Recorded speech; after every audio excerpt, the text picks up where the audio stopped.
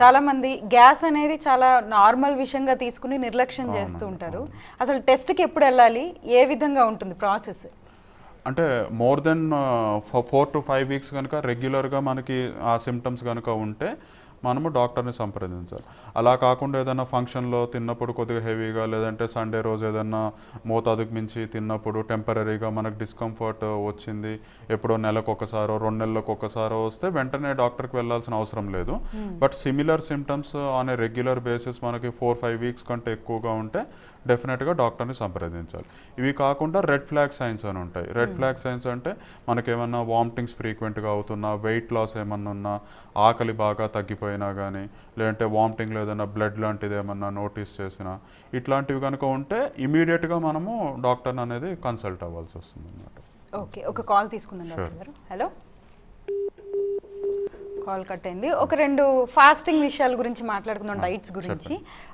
ఈ మధ్య కాలంలో బాగా ట్రెండింగ్ అవుతున్నాయి ఇంటర్మీడియట్ ఫాస్టింగ్ అనేది. బాగా ఎక్కువగా అందరూ కూడా ప్రిస్క్రైబ్ చేయడం చూస్తున్నాం చాలా మంది, డాక్టర్స్ అని కాదు అందరూ, చాలా మంది లైఫ్ స్టైల్ మార్చుకోవడం అనే దిశగా.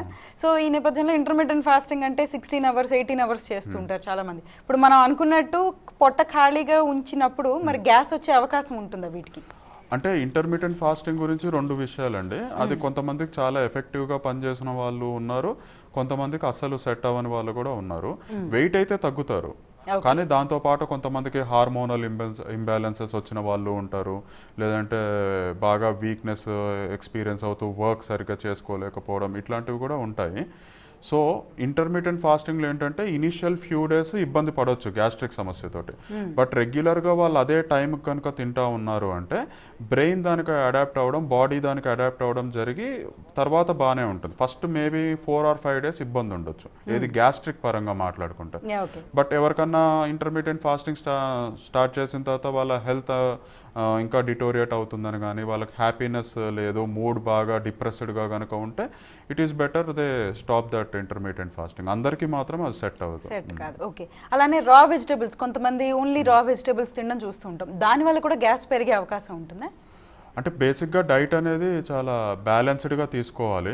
ఓన్లీ ప్యూర్లీ రా వెజిటేబుల్స్ తీసుకోవడం వల్ల కూడా కొన్నిసార్లు డైజెషన్ ఇష్యూస్ వచ్చే ఛాన్సెస్ ఉంటాయి. అదే కాకుండా ఈ సాలెడ్స్ అనేది ప్రాపర్గా వాష్ కనుక చేయకుండా, ప్రాపర్గా స్టీమ్ చేయకుండా తింటే ఇన్ఫెక్షన్స్ వచ్చే ఛాన్సెస్ కూడా ఉంటాయి.